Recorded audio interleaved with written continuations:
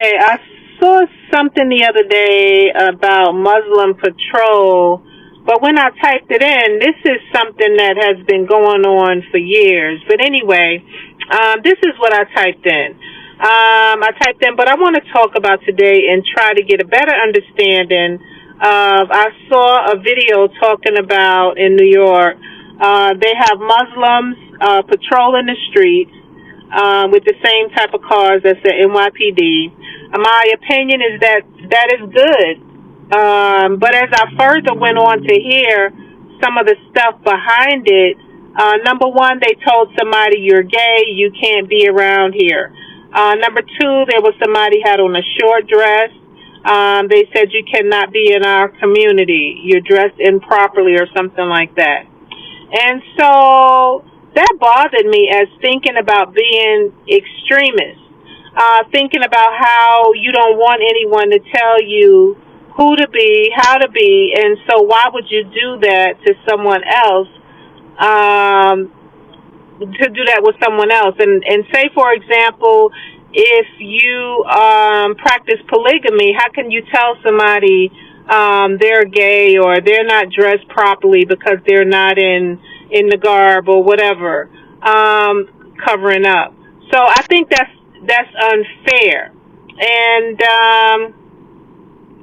it's unfair to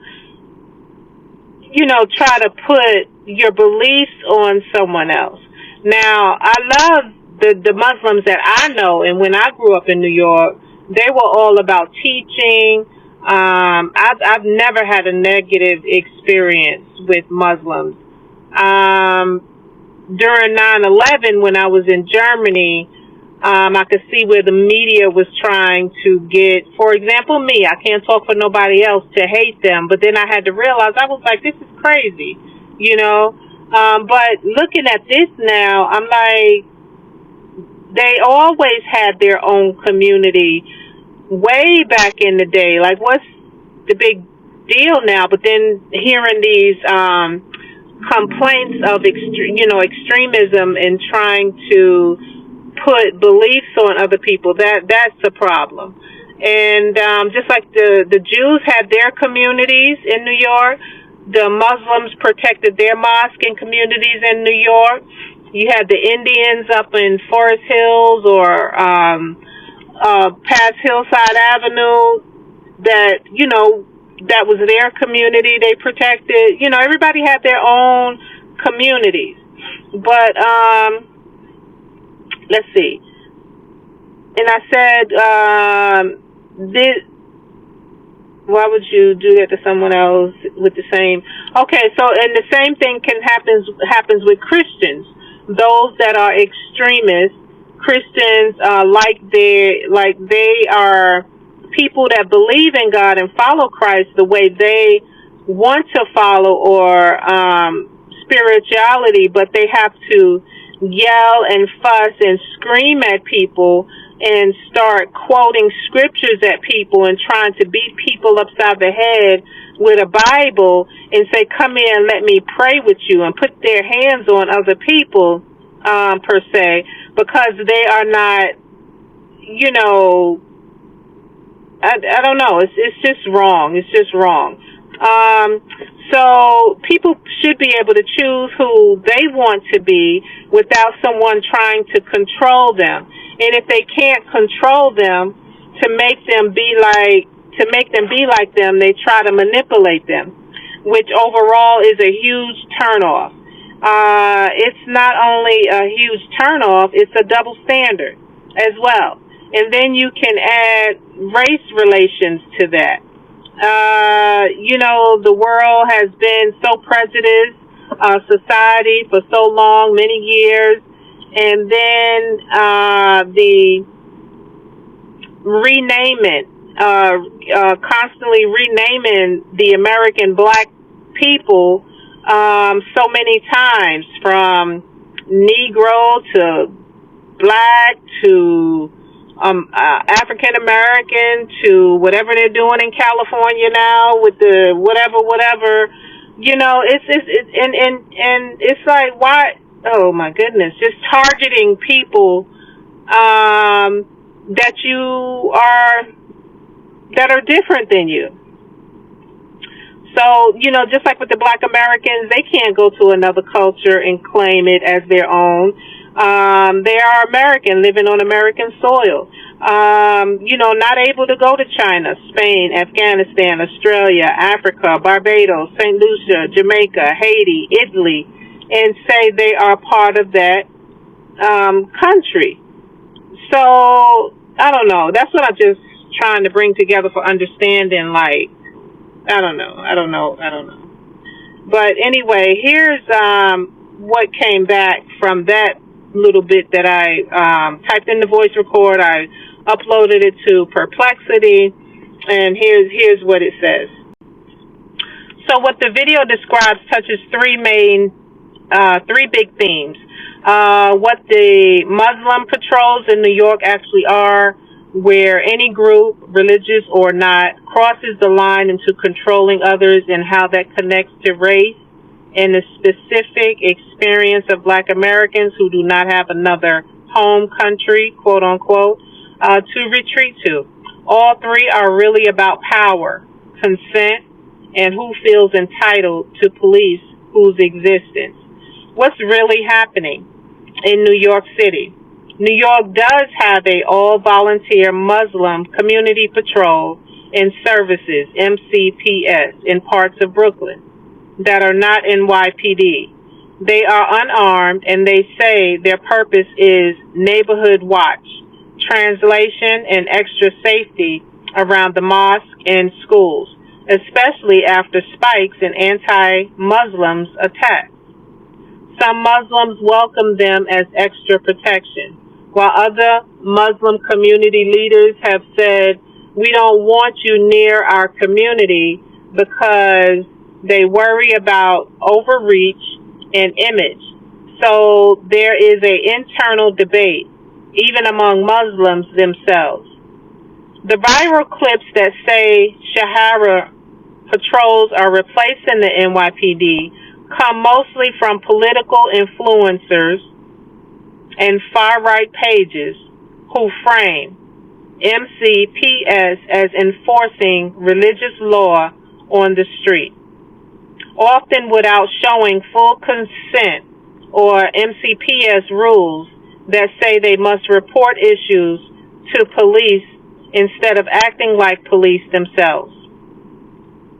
That does not mean an individual volunteer has never said something extreme or inappropriate. It means those viral moments are being used to tell a story about Muslims taking over. Okay, now I see. That many New Yorkers, including Muslims, reject. When belief becomes control, the pattern you're naming, I don't want anyone to control me, so why are you trying to control me, is exactly how extremist feels on the ground. Whether it's Muslim, Christian, or any other identity, a few common moves show up over and over. They're probably trying to poke the bear to get reactions and get people turned up and upset because of their agenda. Because people have been protecting their communities for years. Turning moral beliefs into territorial rules. You're gay. You can't be around here. Or your dress is too short. You can't be in this community. Is someone trying to claim public space as private religious space and erase other people's rights. Confusing persuasion with harassment. Street preachers who yell slurs, threaten hell, or follow people around quoting scriptures are not just sharing their faith, they're using fear, social pressure, and sometimes hate speech to try to force conformity. Escalating to manipulation when control fails. Shaming, love bombing. If you were really spiritual, you would. blah, blah, blah. Or saying safety depends on obedience are all ways to get people to comply without their genuine consent. That is why it feels like a double standard. Many extremists say, we just want freedom to be ourselves, but then deny that same freedom to someone that's gay, deny that freedom to someone that wears a short dress, denies that freedom to someone of another faith, or simply deny that freedom for someone who says no. How race and who belongs show up for Black Americans, your point about not having another country to go back to is critical. Descendants of enslaved people are rooted in the U.S. soil, but have repeatedly been told this land is not really theirs.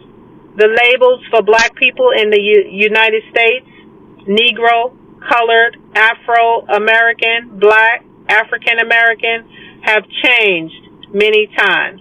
Not because Black people lacked identity, but because systems kept renaming and redefining them while still denying full belonging.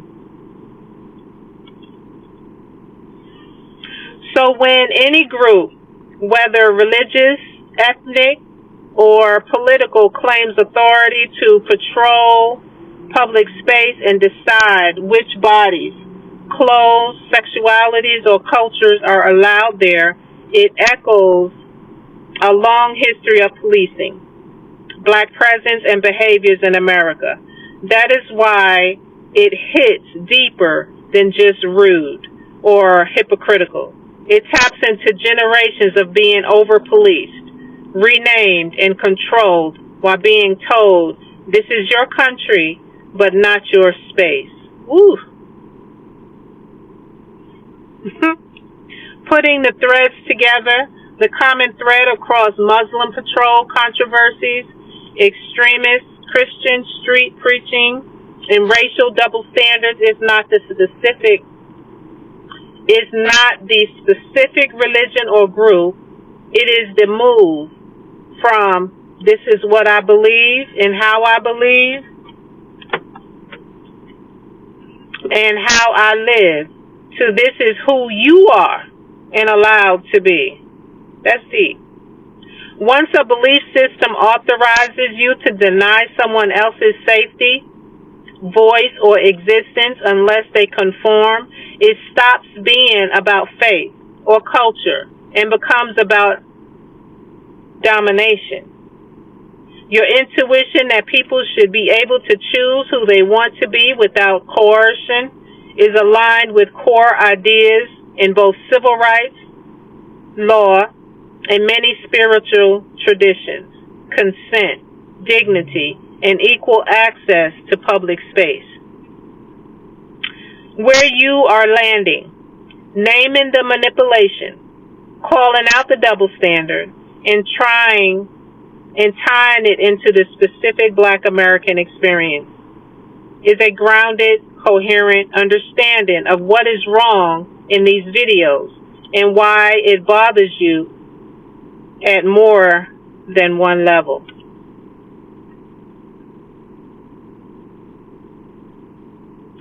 Things that make you go,